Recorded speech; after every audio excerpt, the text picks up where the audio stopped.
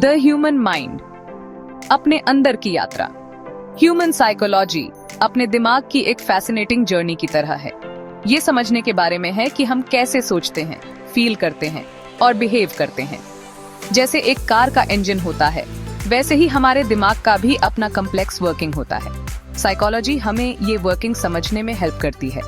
ये हमारे thoughts, emotions और एक्शंस को एक्सप्लोर करती है और हमारे बिहेवियर के पीछे का क्यों रिवील करती है।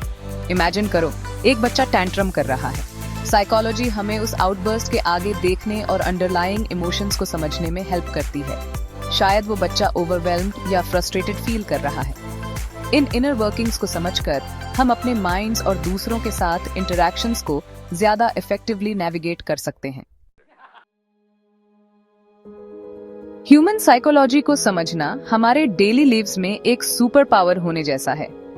ये हमें अपने आसपास के सभी लोगों के साथ बेटर रिलेशनशिप्स बनाने में हेल्प करता है।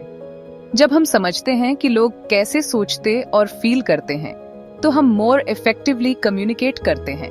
हम उनके पर्सपेक्टिव्स को समझ सकते हैं और एम्पैथी के साथ रिस्पॉन्ड कर सकते हैं। यह अंडरस्टैंडिंग प्रोफेशनल सेटिंग्स में भी क्रूशियल है।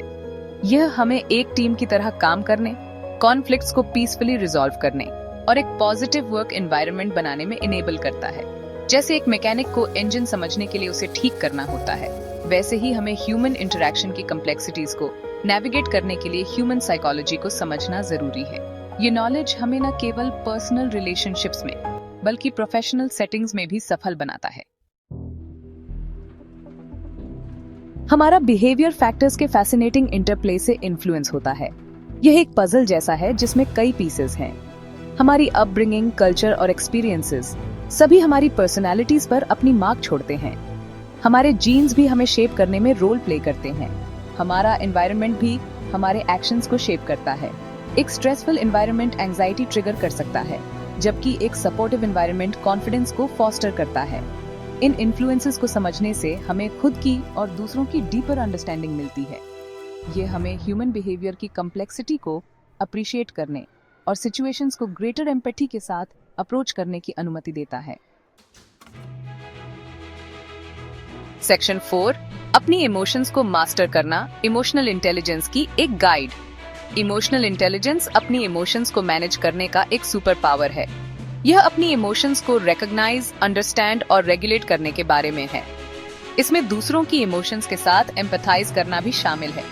इमेजिन करो, कोई डाउन फील कर रहा है। इमोशनल इंटेलिजेंस हमें उनकी सैडनेस को रिकॉग्नाइज करने और सपोर्ट ऑफर करने में अलाउ करती है। हम सेल्फ अवेयरनेस और माइंडफुलनेस के थ्रू अपनी इमोशनल इंटेलिजेंस इंप्रूव कर सकते हैं। एक्टिव लिसनिंग की प्रैक्टिस करने से हमें दूसरों की इमोशंस को बेटर अंडरस्टैंड करने में हेल्प मिलती है। जैसे हम अपने बॉडीज को फिजिकली फिट होने के लिए ट्रेन करते हैं, वैसे ही हम अपने माइंड्स को इमोशनली इंटेलिजेंट होने के लिए ट्रेन कर सकते हैं। यह सेल्फ डिस्कवरी और ग्रोथ की एक जर्नी है। इमोशनल इंटेलिजेंस हमें बेहतर इंसान बनने में मदद करती है। सेक्शन 5, अपनी पोटेंशियल को अनलॉक करना, खुद को जानने की ताकत। ह्यूमन साइकोलॉजी को समझना सिर्फ एक एकेडमिक परसूट नहीं है। यह सेल्फ डिस्कवरी की एक जर्नी है। यह हमें मोर फुलफिलिंग लाइव्स लीड करने के लिए एम्पावर करता है। सेल्फ डिस्कवरी हमें अपनी ट्रू पैशंस और इंटरेस्ट को पहचानने में मदद करती है। अपनी स्ट्रेंथ्स और वीकनेसेस को समझकर हम इन्फॉर्म्ड चॉइसेस कर सकते हैं। यह हमें अपने डिसीजंस में क्लैरिटी और कॉन्फिडेंस देता है। हम रियलिस्टिक गोल्स सेट कर सकते हैं और अपनी पोटेंशियल को फुलेस्ट डेवलप कर सकते हैं। सेल्फ डिस्कवरी हमें अपने गोल्स के प्रति कमिटेड रहने में मदद करती है। यह अंडरस्टैंडिंग हमें चैलेंजेस से ज्यादा इफेक्टिवली डील करने के लिए भी इक्विप करती है। सेल्फ अवेयरनेस हमें अपनी लिमिटेशंस को पहचानने और उन्हें ओवरकम करने में मदद करती है। हम स्ट्रेस मैनेज कर सकते हैं, डिफिकल्ट इमोशंस को नेविगेट कर सकते हैं और रेजिलियंस बिल्ड कर सकते हैं। सेल्फ डिस्कवरी हमें मेंटल वेलबीइंग इंप्रूव करने के लिए टूल्स प्रदान करती है। अंत में ह्यूमन साइकोलॉजी हमें सिखाती है कि हम सभी वर्क इन प्रोग्रेस हैं। सेल्फ डिस्कवरी हमें लाइफ लॉन्ग लर्निंग और ग्रोथ के लिए इंस्पायर करती है।